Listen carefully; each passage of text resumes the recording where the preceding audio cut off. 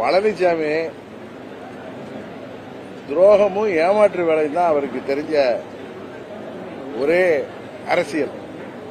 ஏற்கனவே நான் தான் சொன்னேன், இப்ப மீட்டிங்ல பேசுறேன் கூட, சட்டமன்ற பொதுத் தேர்தலுக்கு முன்னாடி உள்ஒதுக்கீடுங்கிற பேர்ல வன்னிய பெருங்குடி மக்களை ஏமாத்தினாரு, அவர்களும் விழித்துக் கொண்டார்கள். இன்றைக்கு சிறுபான்மை மக்களை எல்லாம் ஏமாத்தி ஓட்டு வாங்கிடலாம் அப்படின்னு நினைச்சுக்கிட்டு அவரு குழாவை போட்டு அலைஞ்சிட்டு இருக்காரு.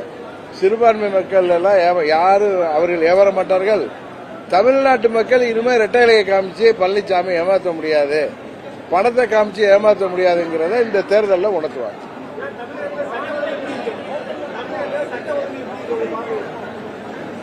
நம்ம எதிர்கட்சிங்கிறதுக்காக நம்ம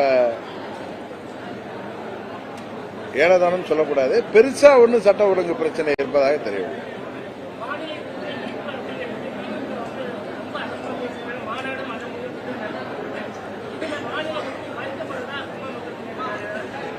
அதாவது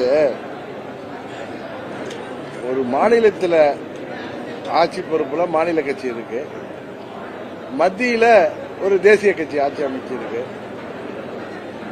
மாநில கட்சியும் தேசிய கட்சியோட ஆட்சியில் உள்ளவர்களோட ஒரு சுமூகமான நிலைப்பாட்டில் போகணும். அப்பதான் மாநிலத்தோடைய நலன்கள் பாதுகாக்கப்படும். அதே நேரத்தில் மத்தியில் ஆளுகின்ற கட்சியும் மாநிலங்களின் உரிமைகளுக்கு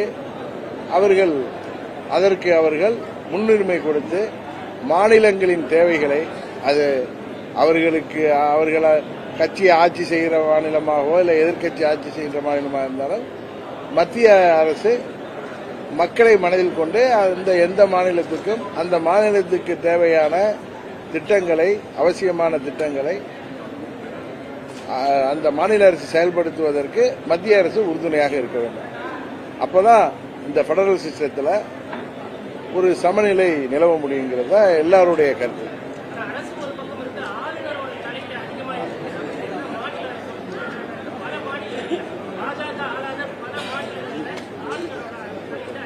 இல்ல, இந்த மற்ற மாநிலங்களை பற்றி நம்ம பேசுறதை விட தமிழ்நாட்டு ஆளுநர் மத்தியில ஆளுகின்ற ஆட்சியாளர்களுக்கு பெரிய தலைவலியா இருப்பதாக தான் எனக்கு தெரியுது.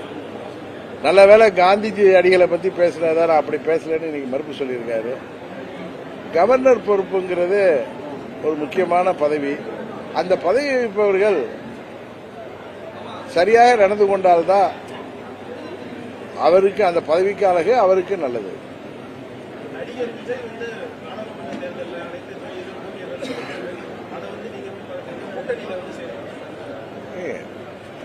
ஜனநாயக நாட்டில் யாருக்கும் தேர்தலில் போட்டியிடுவதற்கும் கட்சி நடத்துவதற்கும் உரிமை இருக்கு.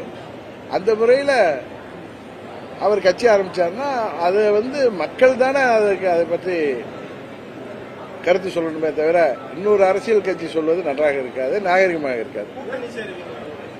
அதெல்லாம் அவர் கட்சியில ஆரம்பிச்சு வரட்டுங்க, அதுக்கப்புறம் அதை பத்திலாம் பேசுவோம்.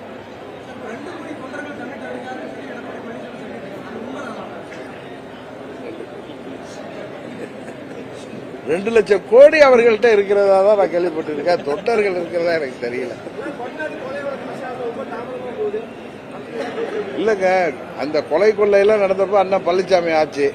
அப்பயே உங்களுக்கும் தெரியும், எல்லாருக்கும் தெரியும், நிறைய சாட்சிகள் எல்லாம் அளிக்கப்பட்டதாக தகவல் அப்பையிலேருந்து வந்திருக்கு. நிறைய அதை தொடர்ந்து தொடர் கொலைகள்லாம் நடந்துச்சு.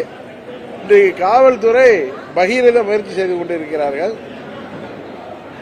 நமது கோரிக்கை என்னன்னா, அம்மா அவர்கள் பெரிதும் விரும்பி இருந்த அந்த கொடநாட்டில் கொலை கொள்ளையை உண்மையான குற்றவாளிகளை காவல்துறை விட்டுவிடாமல் அவர்களை கண்டுபிடித்து கைது செய்ய வேண்டும். அதை செய்வார்கள் என்ற நம்பிக்கை இருக்கு. மக்கள் நினைத்தா அவர் ஆவார்.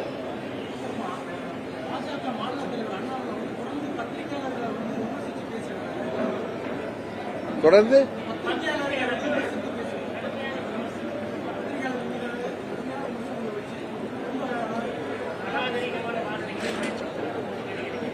அவர் ஒரு படித்த ஐபிஎஸ் ஆபீசர் தானே அவரு. நான் உண்மையா தெரியல, அது மாதிரி பேசுறாருங்கிறது தொலைக்காட்சிகளில் வந்திருக்கா.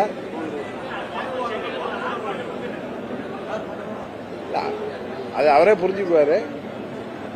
அது மாதிரி இதுவரை பேசியிருக்காரான்னு எனக்கு தெரியல. அப்படி பேசியிருந்தாலும் இனிமே பேச மாட்டாருன்னு நம்புறேன். என்னங்க?